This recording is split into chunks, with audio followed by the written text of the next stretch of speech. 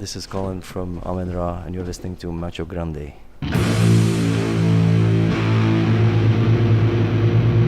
Today's podcast is brought to you by Audible.com. Get a free audiobook download at www.audibletrial.com/Macho Grande. Over 100,000 titles to choose from for your iPhone, Android, Kindle, or MP3 player.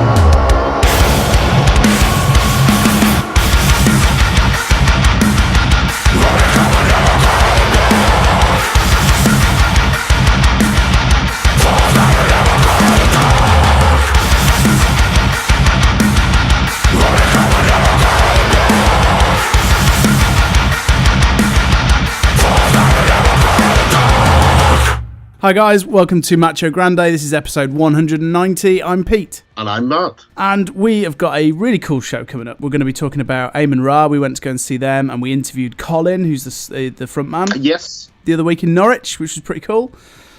And we've got voicemails to play, we've got emails to read, and a load of new music, including what we just kicked off with, which sounds really cool. That band are called Cabal, and that track was called False Light.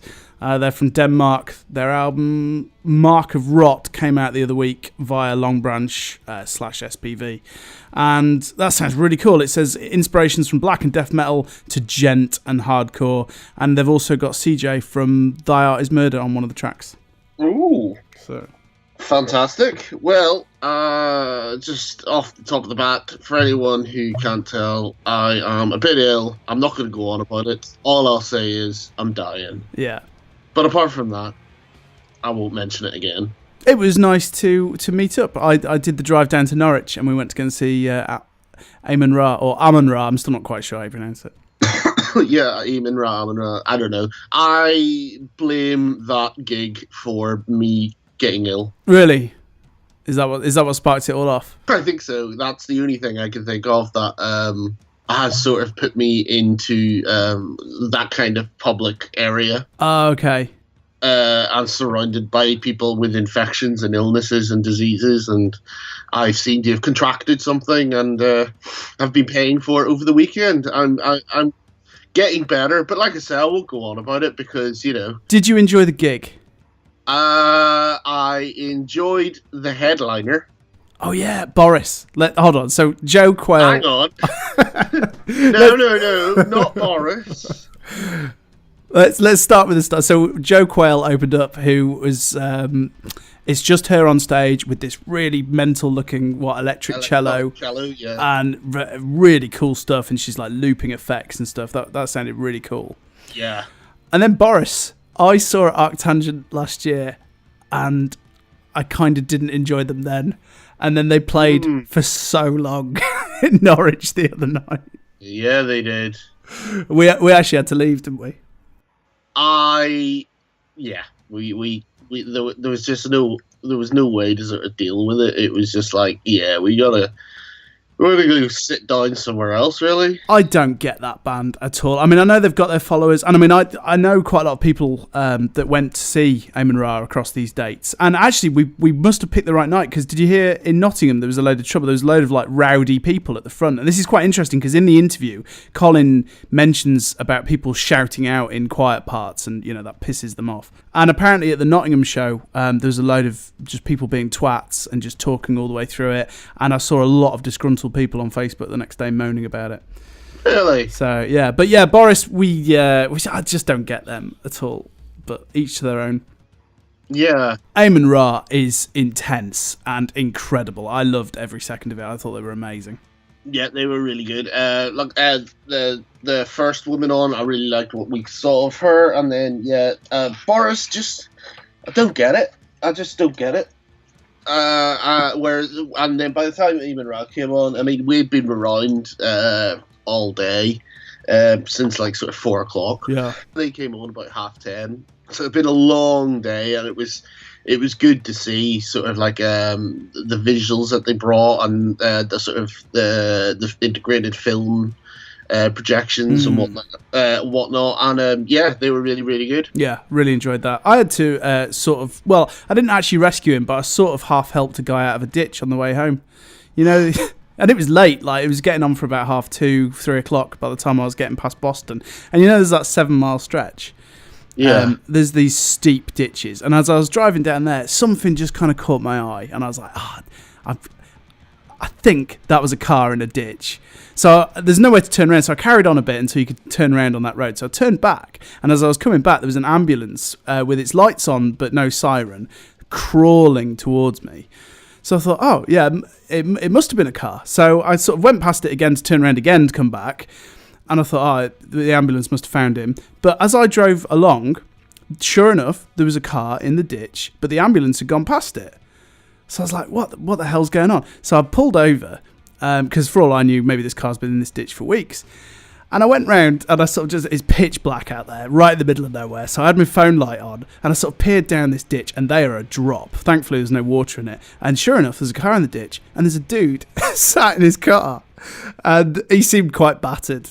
And he started, I know. And so he was waffling on about trying to give him a lift to Tatshall. So I was like, and this is a really like steep drop, and I'm not even sure if I'd have climbed down and I'd have got back out. So I said to him, I was like, look, are you okay, mate? He seemed all right. I think there's an ambulance looking for you. I'm just going to go and flag it down because it's literally crawling along the road, probably looking for you. So I went back after this ambulance, got halfway down the road where I'd originally turned around. The ambulance is coming back towards me now. I flag him down. I say, all right, mate, are you looking for a guy in a ditch? And the ambulance guy goes, no. Okay. So I was like, right, okay, well, there's a guy in his car. I think he's okay, but he's in the ditch. I'll turn around and I'll show you where it is. And he was like, no, you be on your way, mate. I'll find him. Don't worry. Okay. So it was a bit of a surreal end. But at least, yeah, so I'm kind of glad I stopped, at least.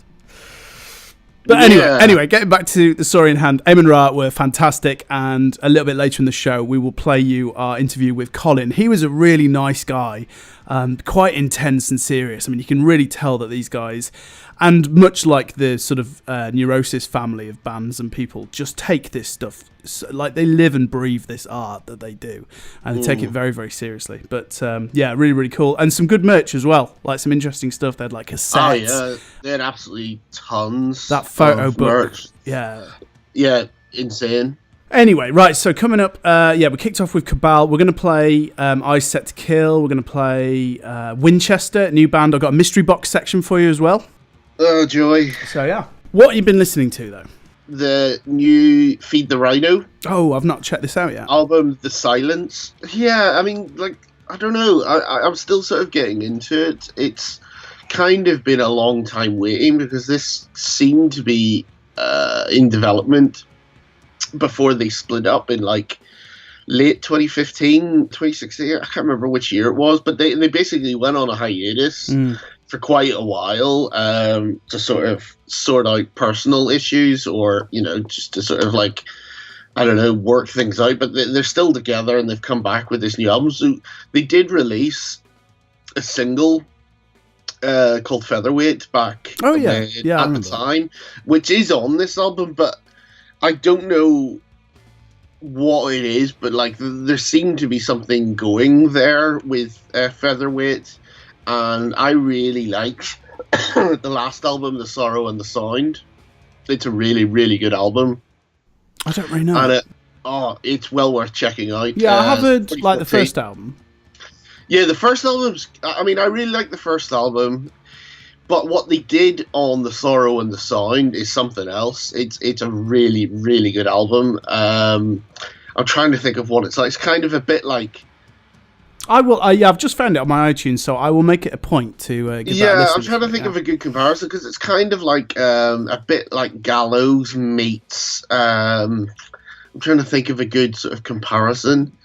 But yeah, it's a lot more sort of punky and raw than the sort of the harder edged first album. And so that obviously carried on into the single Featherweight.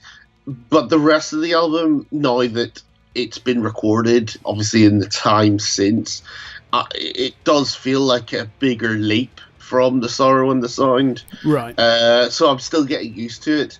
I've only listened to it like sort of 2.5 times. I do like it. I just don't know it well enough now to sort of critique it properly. Okay. But it's definitely worth checking out because they are a great UK band, and I think it's well worth checking because they could easily fall into that kind of like missing the boat because they disappeared for so long. Yeah, and I just don't think they quite hit what they hoped. They never seem to quite catch that break. If you get a chance to see them live, they're insane live. Yeah, well, I was just going to ask you, I mean, we put them on in Louth. Was that one of the shows you played or not? I can't remember. No, I remember booking them in Louth, and they were really, really good. And I remember way back then, they sort of said, look, we've all decided to totally commit to this, and if it doesn't quite happen in, I think he said a year, then we're fully happy to just call it a day. And they've obviously, they've kind of trucked along, and they've just been on that cusp of, I think people thought they'd break bigger than they did, and it just doesn't seem to have quite happened for them. But yeah, no, I am surprised that the last album wasn't bigger, because it really makes that leap from the first album to the second album. There is that definite step up to try and be that next sort of B-level band, as it were, sort of like Bury Tomorrow sort of a level. But they just didn't seem to crack through. But right, he's a really good frontman as well. Yeah, got like really tons of character. Yeah, we've interviewed him a couple of times, and yeah, he's a really good lad. What else am I listening to? New album from Secrets. Oh yeah, which it is what it is. Worlds Apart EP that came out called In Death, which I've just sort of like happened upon. It's kind of interesting. It's every song sort of like less than 2.5 minutes, but it's just sort of raw, angry sort of hardcore metal. Loathe put out like a split EP. I've put that on my list. Yeah, with Holding Absence. It's really good. Yeah, and I only know I'm still sort of getting used to the Holding Absence because I only know one of the songs on it quite well, but the Loathe tracks are pretty raw. The Loathe tracks are great. Yeah, Now we banged on about them on their first album. They're definitely worth checking out. It's a very sort of unique UK band with the sort of music that they do. It's kind of like a drony, doomy shoegaze, which is an interesting kind of mix because it does have that sort of shoegaze drone, but it's so heavy and so loud. And yeah, again, they don't look like the sort of band that play that sort of music, which is really cool. And a couple of other new things since we last sort of played. The new Black Map EP, Trace the Path, which last time we spoke, which was last week at the gig, you hadn't properly listened to it. I've not heard a single thing off it yet. Okay. Need to get. Yeah, it's really good. And then, yeah, there's a couple of other things like Good Tiger, after you saw them, I went and checked out the album. Not really digging it. I know, it's a slightly weird mix, isn't it? I'm not quite there with it. Yeah, Vessels, which is a different Vessels, but this US Vessels, which is hardcore metal. Bathed in the Sun is the name of the EP mini album. It's pretty good. Cool. And Plotting You, which is not very good. No, well, I've only heard that one song, which I thought was dire. Yeah. That pretty much sums up their album, unfortunately. That's such a shame, because we love that band. And it's not very good. No, okay. So the big one for me, or two big ones, is the American Nightmare just popped out an album as well. Oh, yeah? Self-titled. I absolutely love that band, and when they were Give Up the Ghost as well. It is really good. We've not been sent it, so we're not going to play anything off it yet anyway, but yeah, really, really cool, so definitely check that out. Piano's Become the Teeth. They've dropped their new album. Yeah. That's really good, just really nice, melancholic. It's really cool. And a band that I'm so excited for. I've heard 3 tracks now off the upcoming Grey Haven album, Grey Haven, and it is... Have you heard anything off this yet? Nope. They sound incredible, and really excited because they mix up a ton of stuff, very scratchy, very Every Time I Die, but with just so much character and weird little ideas. So very, very excited for that album. And then the only other one, Creator reissued a load of this. So I've been getting me thrash on and listening to like Coma of Souls and stuff by Creator because I've not heard them years. I know. And then also the new Oceans of Slumber album as well. Which sounds good. I mean, I sort of quite like the first album, although it kind of went some places that I wasn't quite sure about. And it sounds good. So I think that's it for this week. But yeah, American Nightmare and Piano's Become the Teeth. Definitely 2 biggies. Cool. Let's play something new. This is Eyes Set to Kill. We're going to play a track called Die Trying. This is off the self-titled album. It came out last week via Century Media Records. These guys are from Phoenix, Arizona, and I think it's been 4 years since their last album. Again, they're a band that I've seen the name loads, but not really dipped into their catalogue that much. So, yeah, see what you think. This is called Die Trying.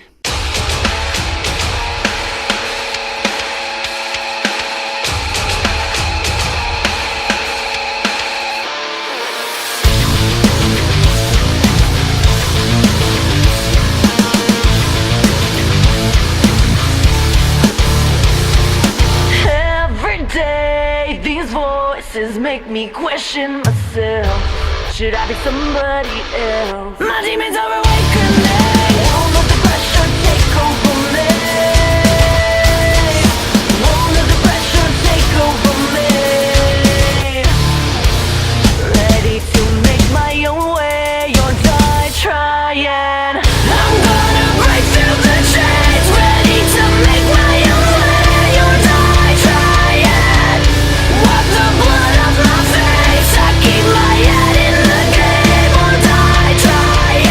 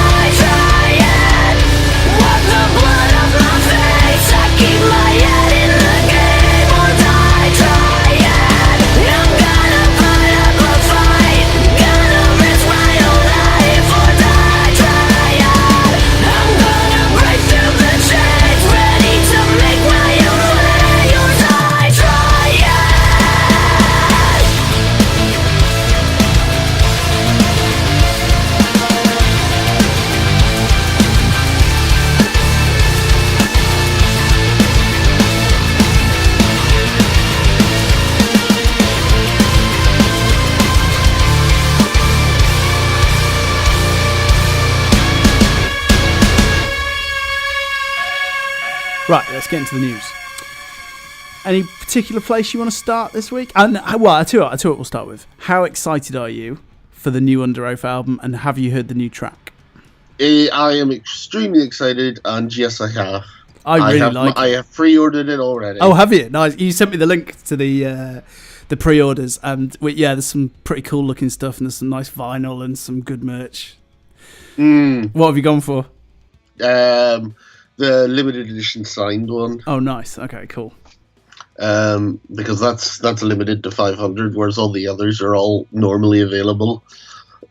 So I thought I'll get that one. Sweet. Yes, this is their first new album since 2010. It's going to be called Erase Me. There's one song online which I really like, and it was interesting to see which direction they go, because obviously they started off sounding kind of screamo and a bit emo, and then by the end, like the last album, or maybe the last two albums, they'd gone in a much more almost post-rock tinged and more experimental, shall we say. Yeah. And I liked both, but the last few albums especially are incredible. Yeah. So very excited. This sounds like it could still go kind of either way. I mean, it definitely sounds a little bit poppier than the last two albums. But it's still got that. I mean, you could just, I don't know. I just missed that. But as soon as I heard it, I was like, God, I've missed this band. This sounds ace. Yeah, and I like the fact that it just still sounds new and exciting. It's not like a sort of we're revisiting our hits kind of thing. It's just like, oh yeah, we never stopped writing music. Here's a new track, and carrying on.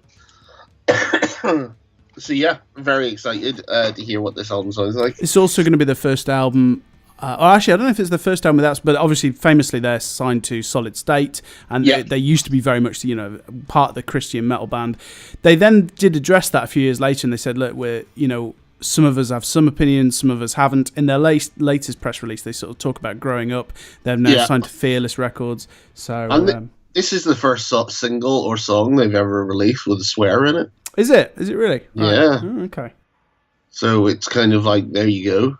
So, but yeah, I'm very excited. I think the artwork is amazing as well. I really love that accented neon green that they've gone with. Cool. Machine Head have had to miss a load of shows, and Rob's issued a video apology due to his ill health and throat problems, lung problems. Oh, I know all about those. It's horrible being ill. Yeah, I guess that's what happens when you balance life on a triple beam. Yes, exactly. Marilyn Manson had a kind of weird breakdown on stage and walks off and gets booed quite badly. I think they're chanting "Fuck you, Manson" by the end. Yeah, which is a shame. So, hopefully he gets himself sorted. Yeah, I don't know what it was. I mean, I've seen 3 or 4 of these now from him, and they're getting more and more tragic, and it's kind of a shame. You've got to think that's going to start putting people off going to his shows soon, because it's just starting to feel a bit like a car crash now. Yeah, it's not fun to watch, and the whole kind of sort of lottery of is this going to be a good one, or is this one going to be another one of the ones that tips him over? It's just like, dude, take some time, go away. Yeah. People don't need to see this on stage. It's a shame that it's on the back of such a good album as well. This could be such a good thing at the moment for Manson, and this just isn't helping at all. So no, I mean, the last couple of albums he's been doing a nice sort of rebuild, and especially whenever it's the last couple of meltdowns did seem to be 2 albums ago, and it felt like it was kind of marking a bit of a mature comeback in that, just sort of regaining sort of their core audience. But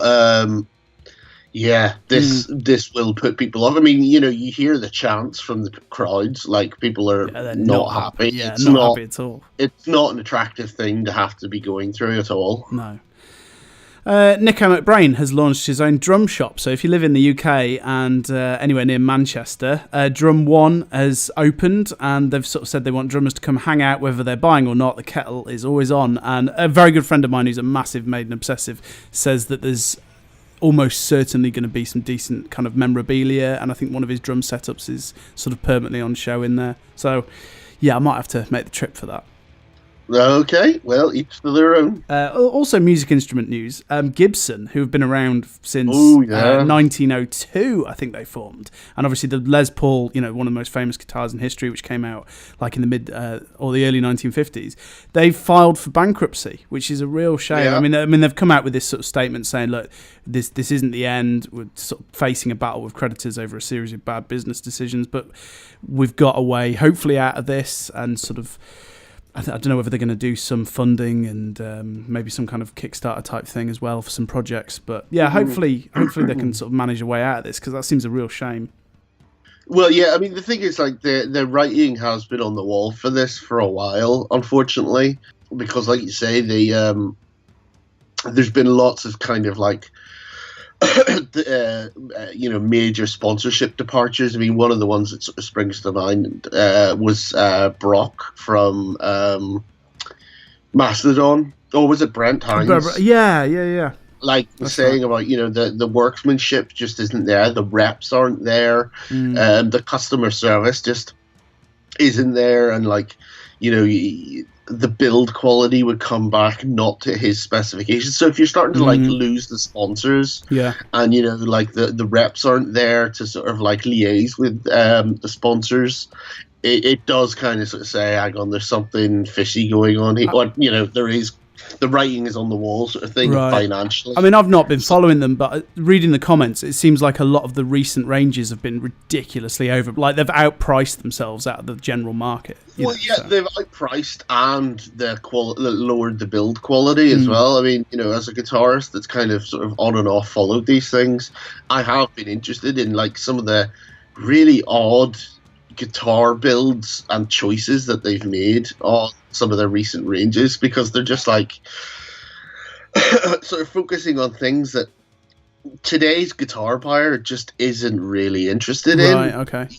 And then like also if you're sort of pricing yourself out of mid-range customers, but then you're also sort of quality wise letting down your lower range customers, where does that leave you? I mean, you're cutting corners when you can get like Squire or Ibanez do fantastic sort of mid-range great quality at good prices.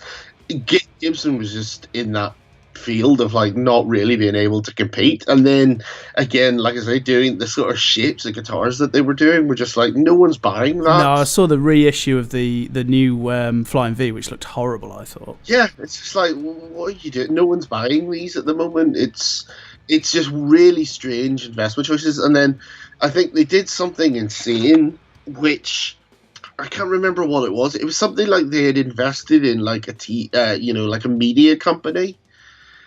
It's things like that. They've just done some really odd investment choices, which again, like I said, is another sort of like, death knell. So yeah, very strange. I mean, I reckon it's the sort of company that will probably go out, but you'll have a rich, pardon me, you'll have a rich investor who'll just take on Gibson as like his private sort of like company, and then we'll just put out good quality stuff again. Scale it right back. Scale it down, yeah. Yeah, scale it right back. Focus back on quality, good guitars, limited editions, and take it from there. Yeah. Because I reckon the brand is still worth something, the name, but they've really sort of ballsed it up over the last 10 years. What else we got? Derek Smalls is going to release an album called Smalls Change with a whole host of names to feature on it. This is Derek Smalls of Spinal Tap. Yeah, I was going to say yeah. It says his statement is he describes the album as halfway between Rage Against the Dying of the Light and Trying to Find the Light. And it says, when asked how he managed to round up so many world-class rockers to join the project, Derek's response is a pity fuck. Fantastic. I watched that at the weekend. It's just, yeah, I mean, if anybody out there hasn't seen Spinal Tap, it's just one of the greatest things ever. It's a fantastic album. Or, their movie, sorry. Yeah. I was just going to say that there's just a statement.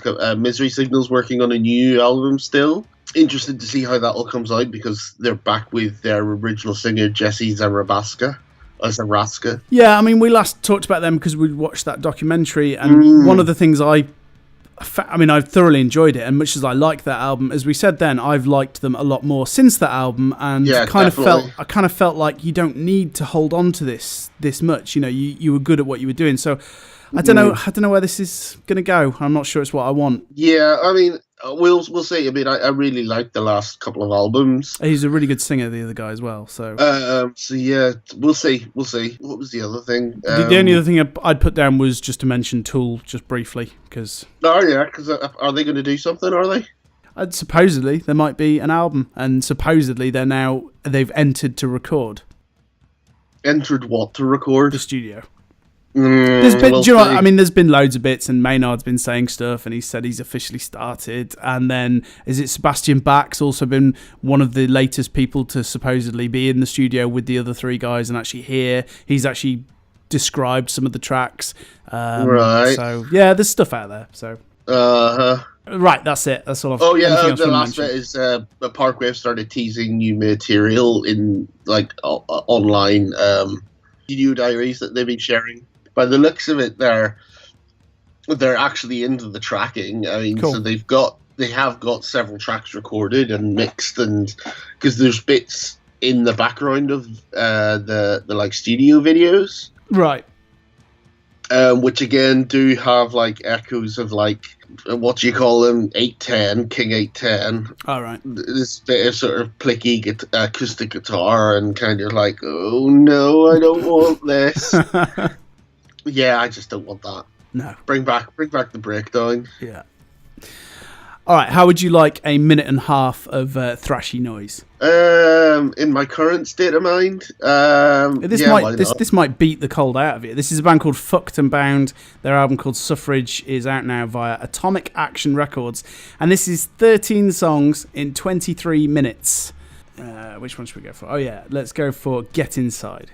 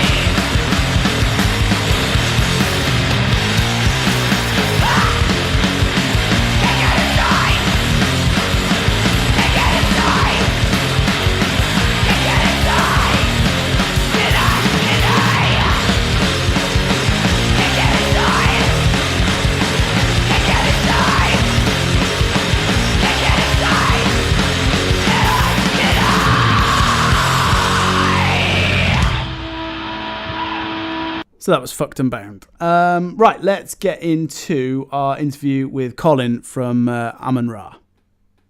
Both Matt and I heard you for the first time on Mass 6, and we put it in the top 10 albums of the year. It had to go in, it's amazing. Where do we now go? Because I've not heard anything else from the back catalogue. What would you recommend? My personal favorite would be the third Mass 3.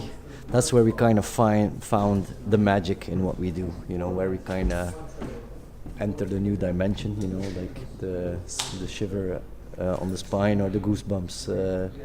So that's an important one for me. A couple of songs on there that, in my eyes, are a moment in time for us. And 5, yeah, Mass 5. I think that would be good follow-ups On this release, you split the release. So in the US, you had New York Recordings. So I'd love to know what it's like working with the New York guys as well. And then also over here, you had a different distributor or label. Yeah. What was the reasoning behind that, and how's that gone? Well, we like to do things our own way, and we artwork wise, sometimes we like to do not so average stuff, so it makes it complicated and more expensive, so we do it ourselves. We like to do it ourselves. So we have one release that answers to our standards completely. And then Neurot, we've been working with them since the Mass 5 album. And they helped us out hugely, and they're really good people who respect the artistic integrity of all bands they work with, and they give us freedom like no one else would. So they treat us really as their equals and brothers, and they help us out wherever they feel they can, and that makes it beautiful. And we simply made two of the things because we could.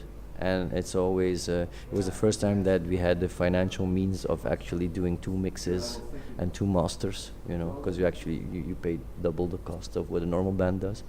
But because it always is weird when you write music and you record it and you get it mastered, and that's that then. And you always wonder what would that guy have done with it, or it never stops. You can keep on working on it. So after we were done with the first one, we could keep on working and shift it more towards a different angle a little bit. It's subtle differences. It's still the same album, but so everybody of us has a version that he connects more to. Yeah, it's simple as that. How do you know when you want to stop then? Because obviously, like you say, if things can keep being reworked and reinterpreted, when do you know when do you feel like the cut-off point is, and you need to release? Well, we never really stop though. We release along the way of the like now we will rework the recordings and make ambient albums with that stuff. But most of those things release ourselves, and they come under the radar, But we keep on working on them because you can always ameliorate and make it better and shift perspectives on things, and that's really interesting for us. That's the clay you work with, Whenever the statue is done, you can start over again, But I don't know when you really decide. Pretty much when you book a release show, or something. We don't really follow a strategic marketing plan or whatever. We kind of let our gut tell us, this is the time for us now. And in our case, it was the death of our drummer's mother. That kind of was like, okay, this is a moment where we need to stand still and make it memorable and address it with a certain respect and. So that's why we decided on the release, and but we keep on working on them. Well, I mean, firmly in the digital age now, it's great that you take so much pride in packaging and artwork. Do you still like to physically own your sort of media, and have you got any favourites at home? Of our own, I personal private collection. I try to of our own records, like music and stuff. Memorabilia. No, of anybody else. Not really. I only care about ourselves. Okay. No, I'm not really a vinyl collector and stuff. Right. Not at all.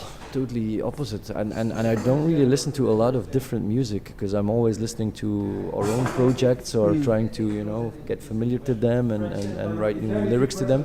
And there's not a lot of time left to listen to other stuff. Right. For me, so no, I only hang on to our own stuff. Okay. Well, I was going to ask as well about what actually is, or could you explain to somebody who doesn't know what the Church of Ra project is? Other than I understand it's a collection of like-minded individuals, but what do you actually do with that project? What? Well, it's not that we have monthly meetings, at a big round table and drink wine out of skulls and stuff. It's more. It was born when I realized that our band, Amenra, was more than 5 of us. We had a whole bunch of friends helping us out with photography, graphic design, paintings, visual artists, etc. So we kind of felt we needed a name for the family, Right. So we never always talk about the 5 of us who do everything, but it's not true, Okay, there's always an artistic vision and direction, but So that's how it was born, and then the side projects, you know, like each one of us had different bands, and they all also influence us, you know, because like two of Amenra were together with someone else. That someone inspires us in a way, you know. He gives us something that we take with us in the band, and like that, it's one symbiosis and one thing happening, and then of course we help out each other where we can, and each door that one of us kicks open, we pull all of us in there, you know. It's more or less that, you know. Is the Belgian metal scene this kind of this sort of supportive and this creative, or is it just a sort of subsect that you have found yourself within that have, like you said, these creative minds have come together? Is it just your unique group, as it were? Yeah, about Belgium is a small, very small country, so pretty much everybody who plays heavy music knows each other. Right. But it's not like we're one huge happy family. We're all good. We're all friends and stuff. But there is a way of thinking and approach and morale. You know, we all have similar hearts. You know what I mean? Something like that. It's more like the tighter friends stick together and help more out where we can. You know, but you know, I had seen too much of elbowing each other out of the way instead of the opposite, and I always didn't like to see that happening. And that's where we kind of decided, when as soon as we have a possibility or know someone that someone else could you know work with or whatever, or help each other forward, let's do that. And it's a more beautiful way of working, you know. And in the long run, I'm really happy we chose that path to walk on, you know. So. And for any of our listeners who've never been to an Amenra show, what can they expect from a live experience witnessing you guys? Yeah, I've never seen one before, so I can't say. No, I don't know. It's difficult. I will only see us as a live band. You know, that's where you can really grasp the weight of the thing. You know, and the sincere or serious nature of the happening. You know, it's not just us trying to entertain someone. You know. Or fill someone's evening. It's really a kind of story that we want to tell. And it's really our way to touch people's hearts and make them come to their own conclusions or think things through. It's kind of really a self-reflective happening. It should be. That is what we aim to be. You know, it's not. Like yesterday, we had someone yell "Satan" in the middle of a calm part of a song, and then you know I realized, I'm like, you're not totally following us here. You know what I mean? Yeah. You don't really grasp the. I was the idea watching behind it, yeah. Neurosis. I think it was in Leeds, and it was in one of the quietest passages, and something similar. Yeah. But, So then you kind of go like in yourself, like, you know, okay, yeah, Satan, yeah, cool, nice, you know. A friend of mine's been over to see you many times in Europe before, and he was trying to describe the visuals to me. But he said you don't, or you hadn't brought that whole whatever it is you do over there over to the UK before, and he wanted to know how long it'd be before you could bring the full experience that you do mainland Europe over. That man sees as the full experience. He might have been seeing things that weren't there. Yeah, this is the normal show we do. Oh, okay. We like sometimes, of course, obviously in Belgium, you know, we Well, can bring like the double amount of crew and do he went shitloads to the more. album release show. The album our release shows are like, I don't know, there's no time frame on there, but like once in 10 years we do something kind of memorable. He was telling me about the chains. And Yeah. What was the sort of thought behind that? What was It's like I'm always like I was always drawn to rituals and the disappearing of rituals in our culture, you know, and they have always been of a valuable nature throughout history for a lot of different cultures. So I kind of wondered, like, why wouldn't they have their function anymore in our society now?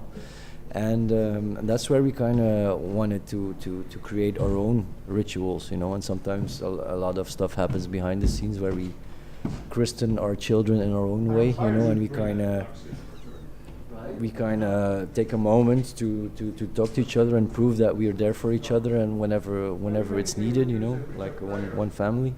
And then the sometimes it happens on stage, although every time I do it, the week afterwards I go like, fuck, I'm never gonna do it again.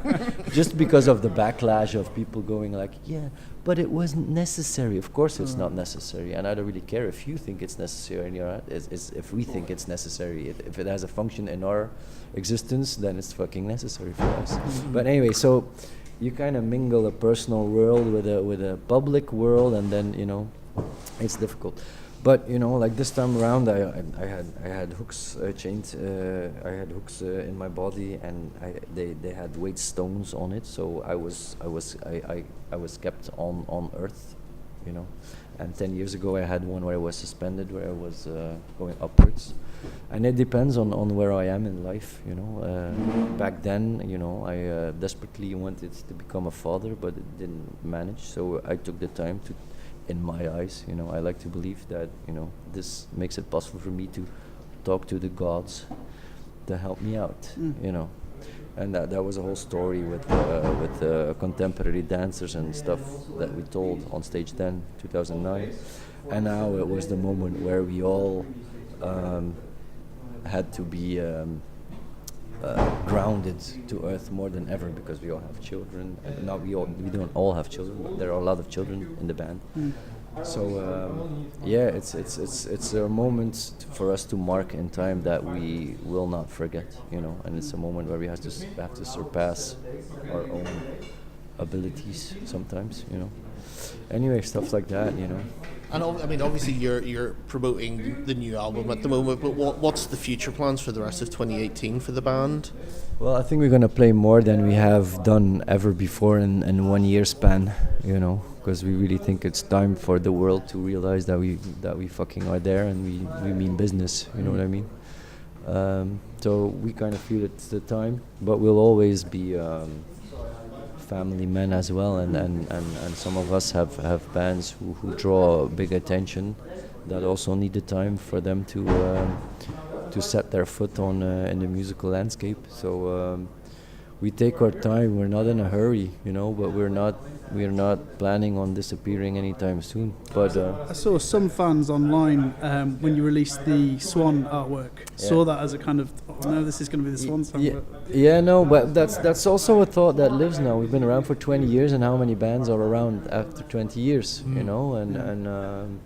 We're the best thing of all is that we're all very good friends, and that keeps us together above everything. And we have a lot of fun in comparison to a lot of bands we tour with.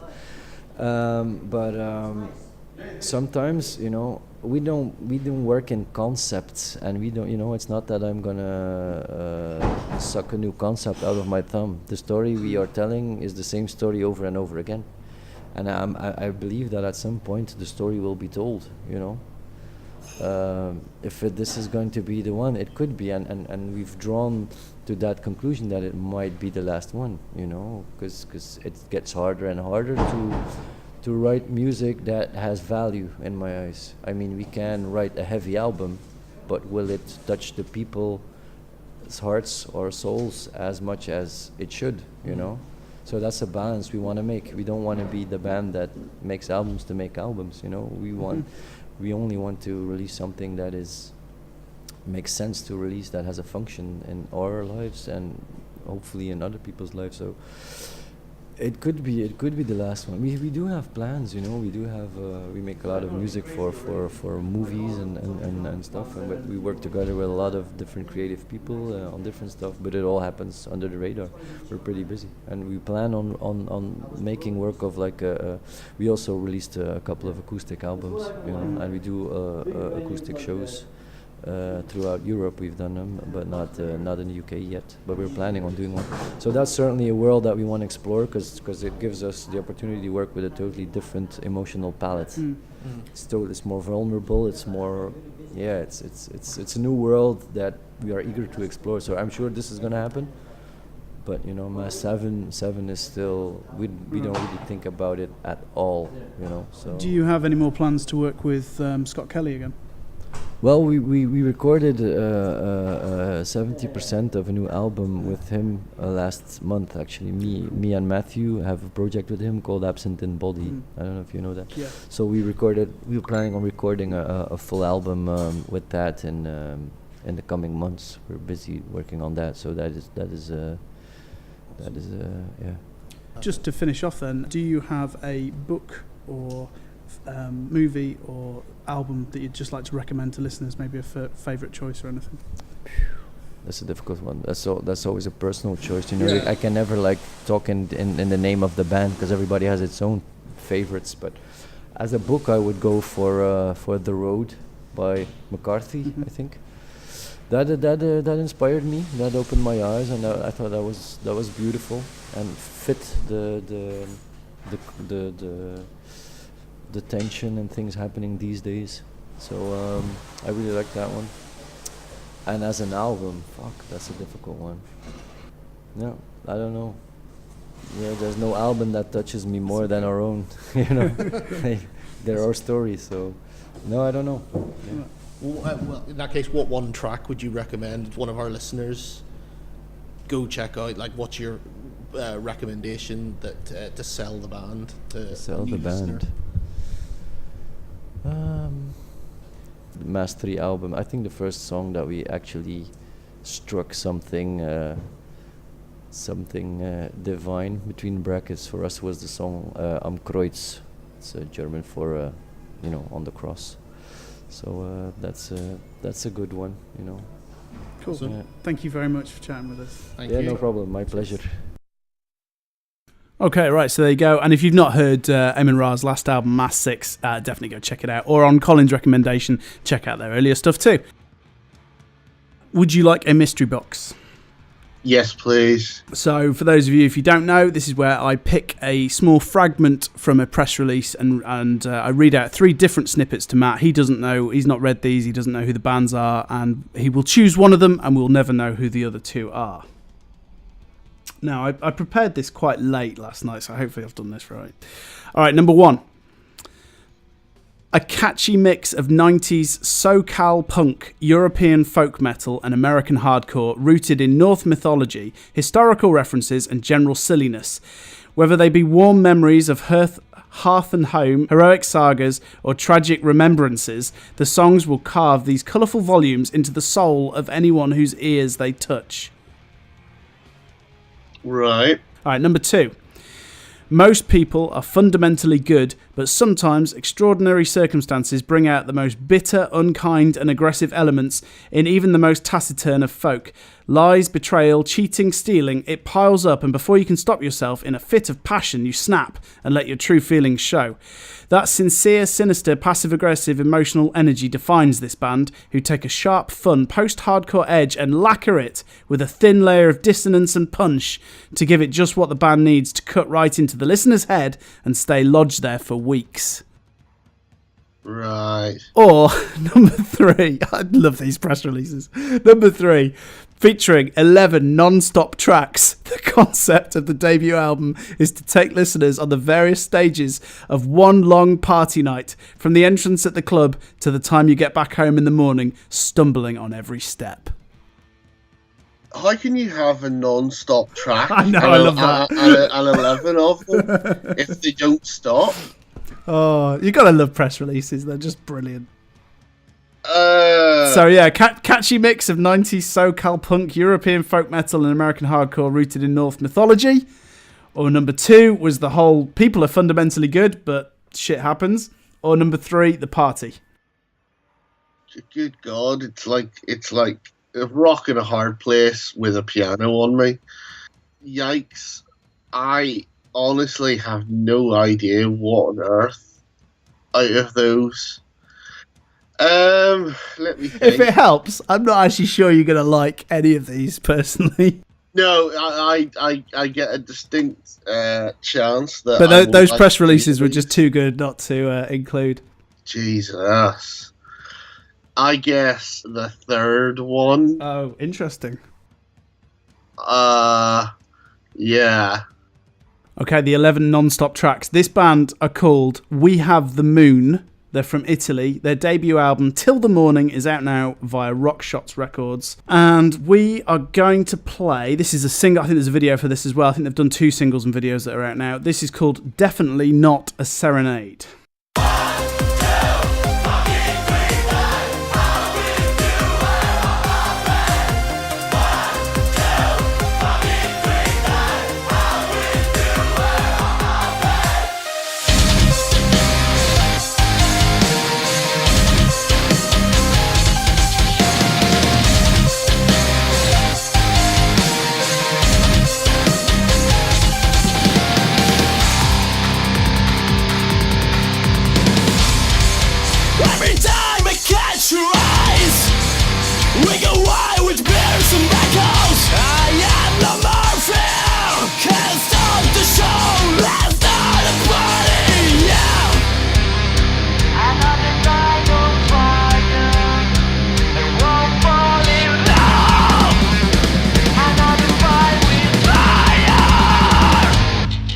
Don't tell me what you think.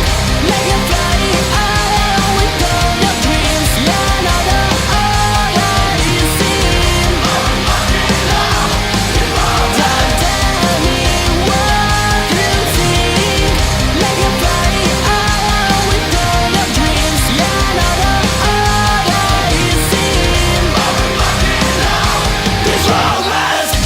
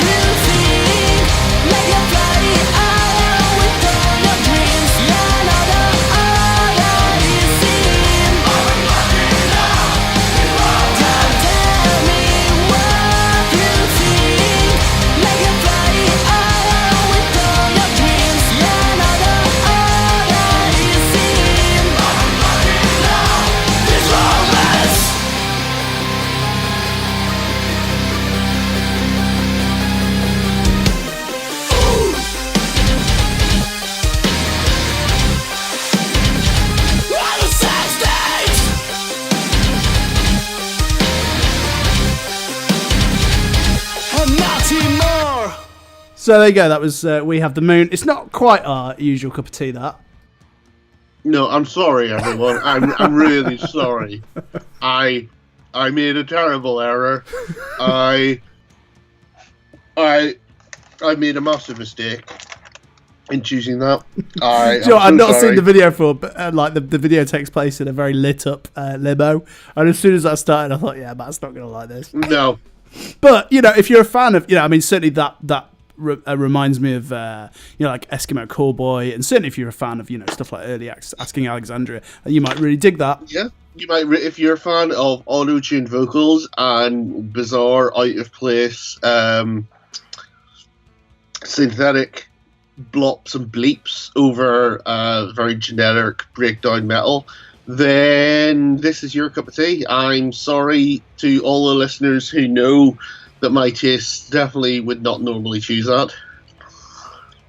But there you go. And we won't know who the other two bands are. It's a shame we know who this one is. Right, where are we? Let's see. We've got a load of listener stuff to read as well. We've got a voicemail and a mail. Now, I might have to get you to read the mail because I can't see my screen very well with where I've positioned my mic, and it's quite long. Okay, well, thankfully I've got a really sore throat, and I may cough up a lung. Sorry, mate. I can try it if you want. No, I'll give it a go.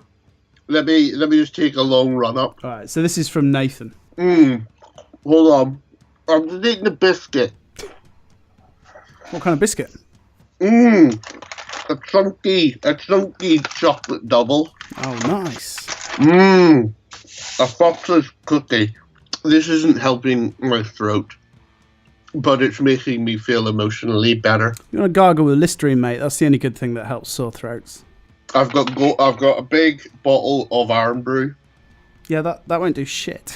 And I've got a packet of Strepsils and a bottle of Cavonia. They don't do anything either. You just want to gargle with Listerine about every 20 minutes. It'll be gone by tomorrow, mate.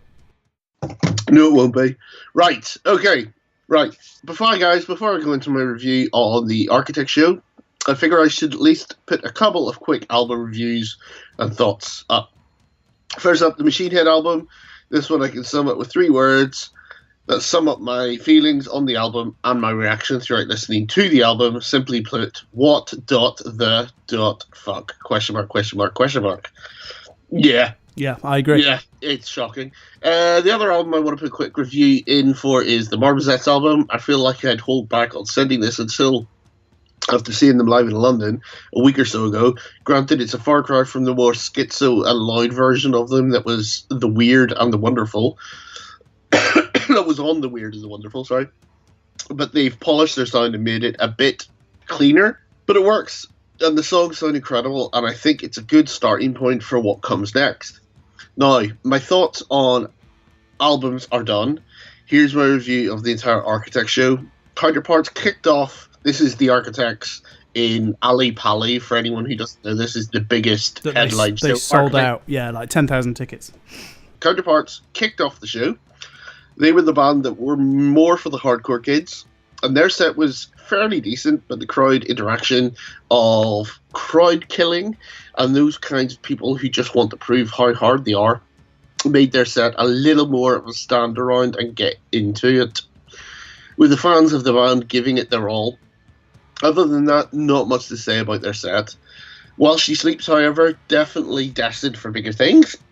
If the reaction they got was anything to go by, with the tracks from This Is the Six getting huge reaction, as well as Brainwashed.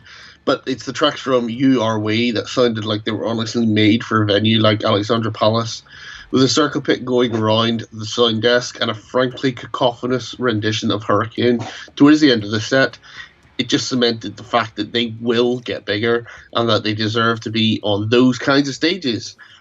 People were going away from the show talking about While She Sleeps. Granted, not quite as much as Architects, but considering what followed it, it shows how good the band themselves are and the kind of set they brought. Now, on to the main event of the evening. Before Architects had even hit the stage, you could simply tell that the night was going to be special. The logo of All Our Gods Have Abandoned Us sitting central to the backstage. The set from Architects leaned entirely on songs from Daybreaker onwards, with not a single track from Early Grave or, don't you mean from Hollow Crown, or The Here and Now in the set, and the vast majority was from the astonishing All Our Gods Have Abandoned Us. The Architects show itself was on another level, as everyone was there with an outpouring of emotion and love for Architects, bringing out some tracks that seemed to be rarely played, such as Alpha Omega and Black Blood. Honestly, I could just go on forever about the show. It was that good, and I will probably put it as the best show I've seen. And the drop of the breakdown in These Colours Don't Run, with at least 10,000 people screaming, "You fucking pigs," still puts the hair on the back of my neck. Yeah, I can imagine it would. Yeah, definitely. Encore of the set probably was most surprising. This is an excerpt from Memento Mori. They actually played, let that sink in, they fucking played some of Memento Mori and then dropped it straight into Nihilist, which would have been the highlight of an already incredible show, and one of the most incredible shows I've had the luck of seeing, if not for what came next. The speech from Dan Searle about his brother, and about how the band had emotions running high, with a few words from Sam Carter afterwards giving people the news that there will be an Architect's Baby.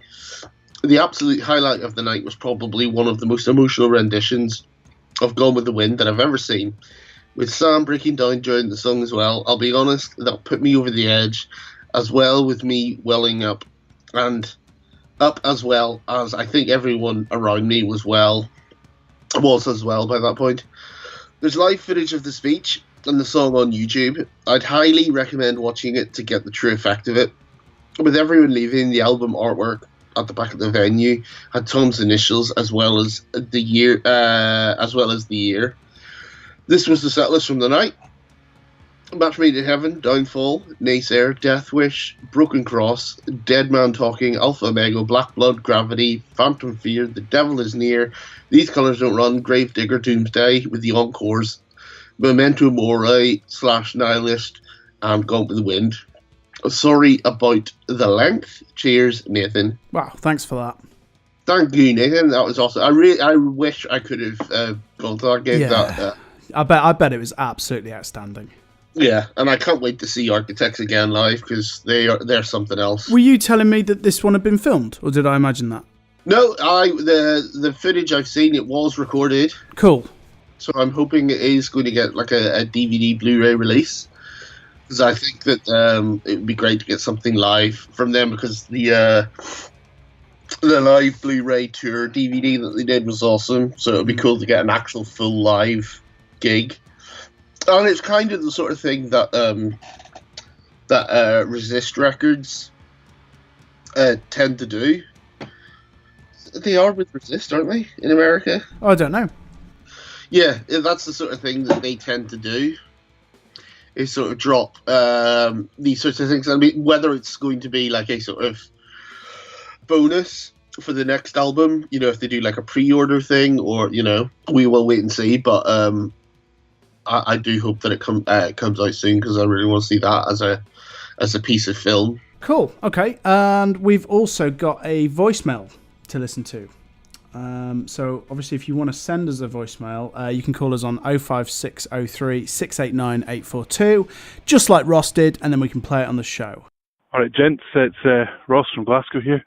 Just on my way back from a wee gig, so I thought I'd give you a wee call and give you a little review.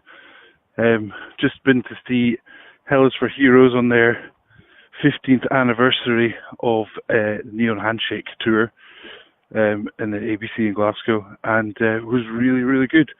Their Neon Handshake album's probably top 5, if not top 3 of all time, so I was bound to enjoy it. Part of the reason me and my friend wanted to go as well was that they were being supported by Vex Red, which are kind of obscure, but I've always loved that one album that they did, and they were also being supported by the band A, if you remember them, and their song Starbucks and their song Nothing. I was not that impressed or looking forward to see A, so we turned up a wee bit late, just to try and avoid the old radio rock.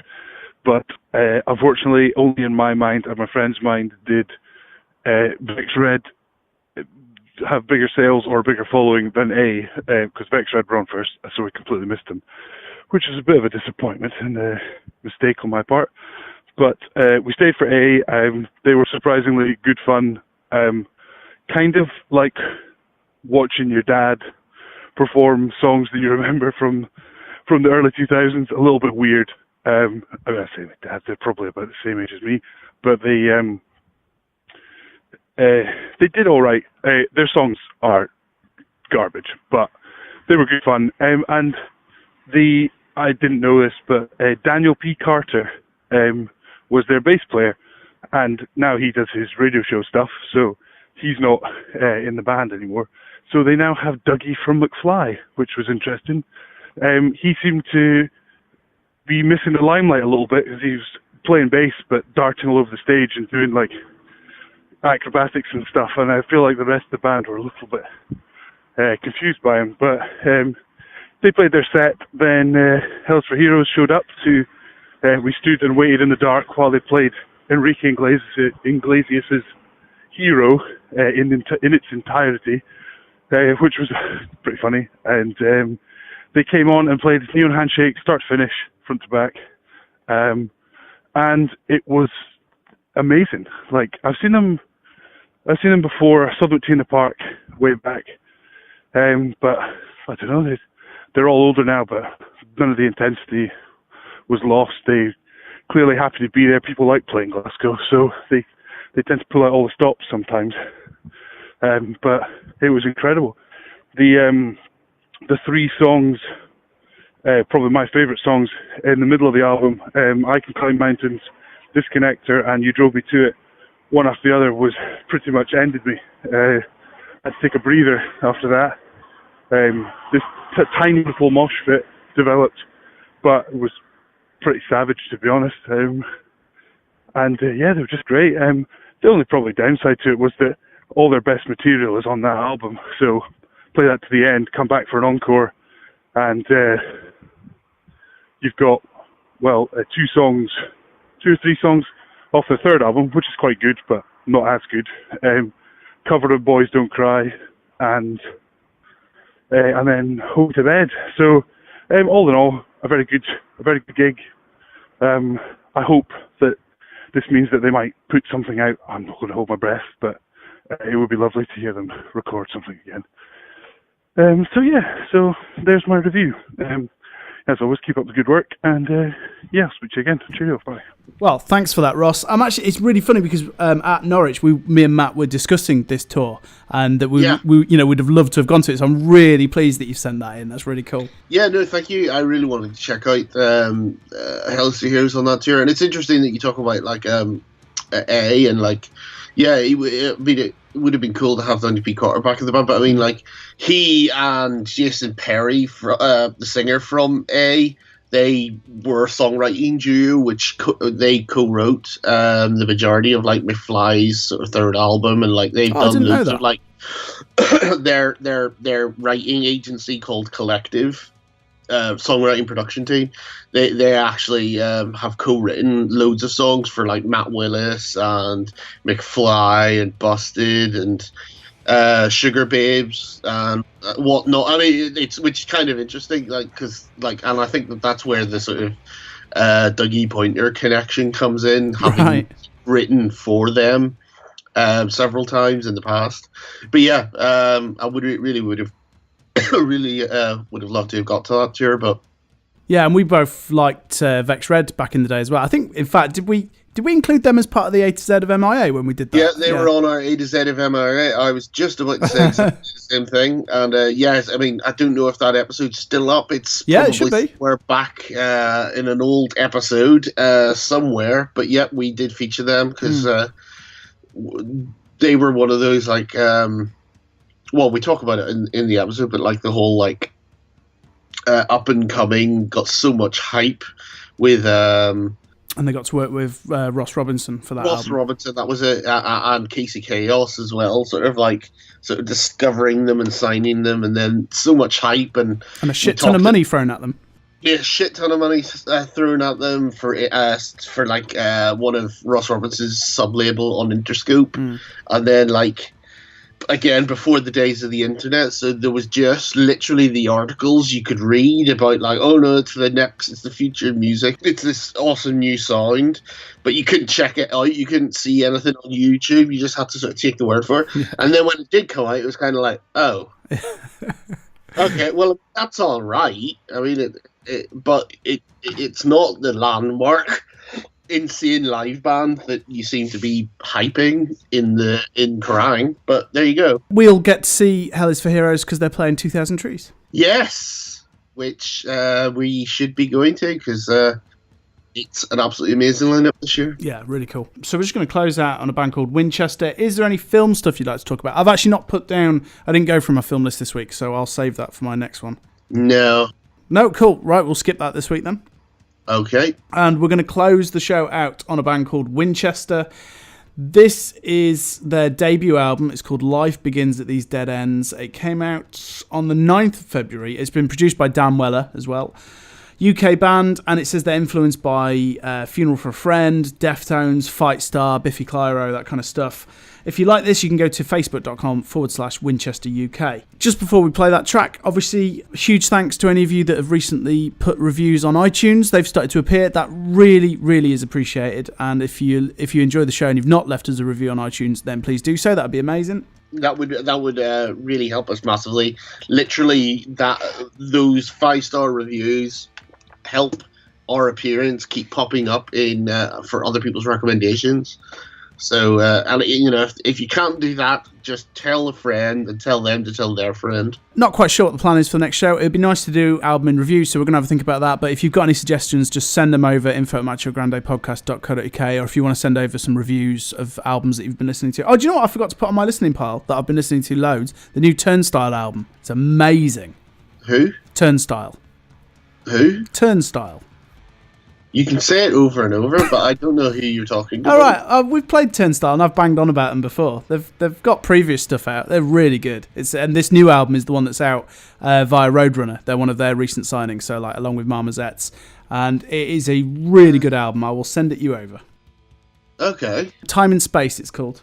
I hopefully will be feeling better come around next time. I apologize again to everyone that's listening to my croaky, coughing, horrible, spluttery voice. If I've coughed too much and burst your eardrums, I think you've done pretty well, mate. I apologize. Well, you can go and relax now. We're done. So we're going to close out on Winchester, and we'll see you in a couple of weeks. Layers.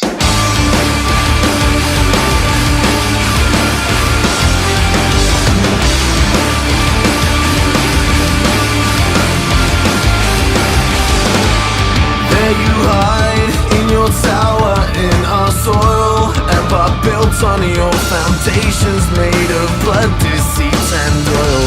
You don't want or need the money, all you ever want is power. Our earth is eaten by the second and your heart blackens by the hour.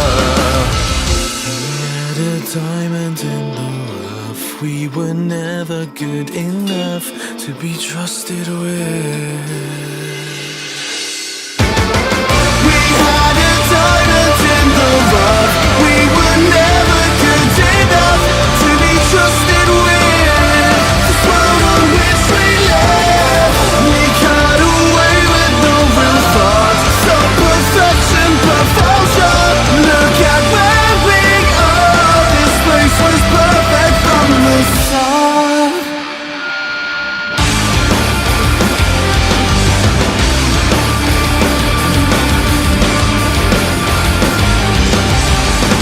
Look at the stars, think about how lucky you are. Look at the gift that you have, the hand you've been dealt, and what you've done so far. We're still stuck in the dark. How could you ever think that we've reached illumination? Wait a short-lived luxury for this wealthy generation. We had a diamond in the rough, we were never good enough to be trusted with. This world on which we live, we got away with no real thought. So perfection, perfection, look at where we are. This place was perfect from the start. Take one look at the world with your eyes. The basic of animals gonna break your eyes.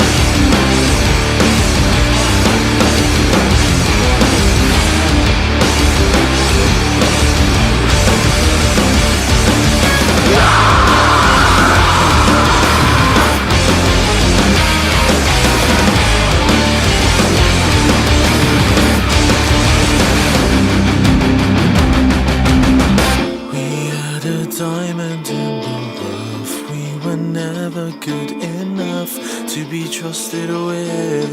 This world on which we live, we got away with no real thought. So perfection, perfection, look at where we are. This place was perfect from the start.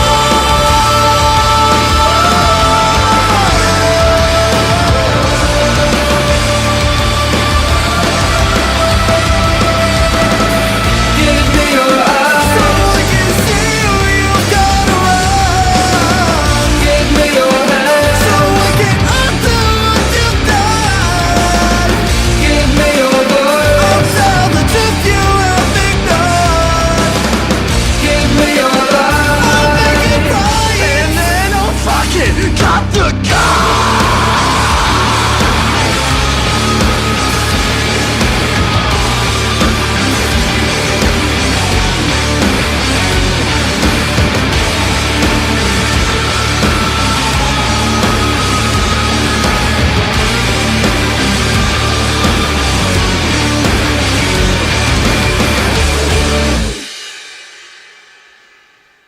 Macho Grande? No, I don't think I'll ever get over Macho Grande.